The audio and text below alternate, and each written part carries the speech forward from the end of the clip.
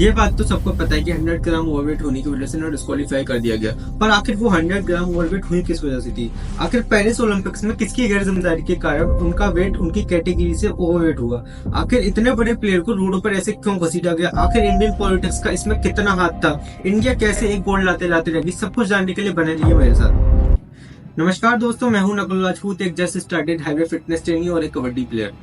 आज हम लोग बात करने वाले एक ऐसे प्लेयर के बारे में जो कि हमारे लिए ऑलरेडी एक विनर है, विनेश फोगाट। अब मैंने उनको विनर क्यों बोला? क्योंकि वो एक अच्छी दावेदार थी इंडिया के लिए गोल्ड लाने के लिए, क्योंकि उन्होंने अपने पहले मैच में ही जापान के प्लेयर यूई सोसाकी को 0-5 के पॉइंट से हराया। अब यूई सोसाकी जो थी वो 95 मैचेस से एक भी मैच नहीं हारी थी।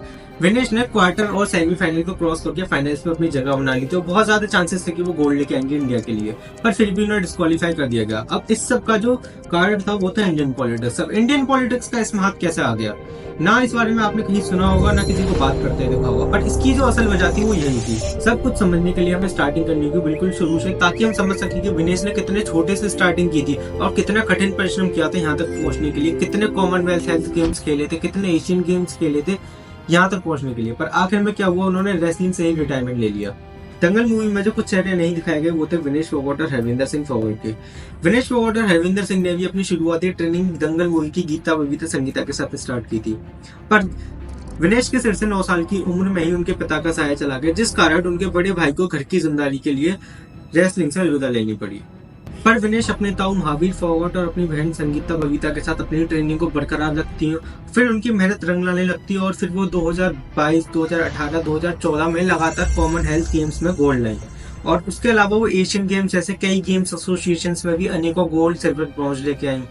2024 पेरिस ओलंपिक्स में विनेश को गोल्ड लाने से रोकने का षड्यंत्र यहाँ से शुरू हुआ, जब रेसलिंग फेडरेशन ऑफ इंडिया के प्रेसिडेंट ब्रिजभूषण के अगेंस्ट सेक्सुअल हैरेसमेंट की कंप्लेंट रजिस्टर की गई रेसलिंग फीमेल प्लेयर्स के द्वारा। पर वो थे बीजेपी सांसद, तो कहाँ उनके अगेंस्ट कोई FIR रजिस्टर होने वाली थी।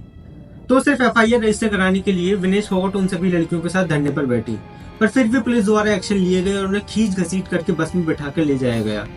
जब ये सारा मामला ज्यादा बढ़ने लगा तो सुप्रीम कोर्ट को एक्शन लेना पड़ा ब्रिजभूषण के अगेंस्ट और उन्हें WFI की प्रेसिडेंट की सीट से हटा दिया गया। पर यहाँ पर विनेश ने अपना हाथ पॉलिटिक्स के दलदल में डाल दिया था। ब्रिजभूषण के कुछ टाइम के हटने के बाद ही उन्होंने अपनी पावर का यूज करके WFI की प्रेसिडेंट की सीट अपने प्रॉक्सी संजय सिंह को दिला दी। अब जाहिर है कि विनेश को आगे दिक्कतों का सामना करना पड़ता। अब समय आता है 2024 पेरिस ओलंपिक्स का।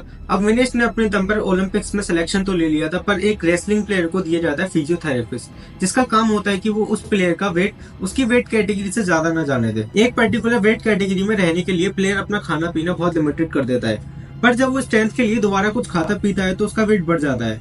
पर अगले मैच से पहले उसे अपना वेट सारा मेंटेन करना पड़ता है, जिसकी सारी जिम्मेदारी होती है फिजियोथेरेपिस्ट की। विनेश की बहुत टाइम से रेगुलर फिजियोथेरेपिस्ट कोई और थी, जो कि उन्हें ओलंपिक्स में प्रोवाइड नहीं कराएगी। इस बारे में विनेश ने खुद भी बोला है कि उनकी बहुत रिक्वेस्ट करने पर भी उनको उनकी रेगुलर फिजियोथेरेपिस्ट प्रोवाइड नहीं कराई गई, जिस वजह से विनेश का मैच से एक दिन पहले वेट 52.1 kg हो गया। अब विनेश के साथ जो फिजियोथेरेपिस्ट थी वो कोई रेगुलर रेसलिंग फिजियोथेरेपिस्ट नहीं थी, वो शूटिंग रेंज की फिजियोथेरेपिस्ट थी, जो कि विनेश की कुछ खास मदद कर नहीं सकती थी। इसलिए विनेश खुद की फिजियोथेरेपिस्ट बनी और उनसे जितना बन सकता था उन्होंने उतना किया।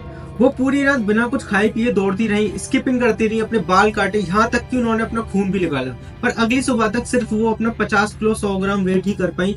शायद उन्हें कुछ और घंटे मिलते तो वो उस बाकी के 100 ग्राम को भी कम कर लेती, पर जो वेट मीजर का समय था वो था 7:30 बजे का, जिस वजह से उन्हें डिस्क्वालीफाई कर दिया गया। विनेश ने तो अपनी पूरी मेहनत की हुई थी, पर जिस पॉलिटिक्स के दलदल में उन्होंने हाथ डाला था वही उन्हें ले डूबा। इस सबसे हार कर उन्होंने रेसलिंग से ही रिटायरमेंट का फैसला ले लिया। अब मैंने इस वीडियो में बीजेपी की सांसद के बारे में भी बोला है, पर क्या मुझे उनका नाम नहीं लेना चाहिए था क्योंकि वो रूलिंग पार्टी के मेंबर है?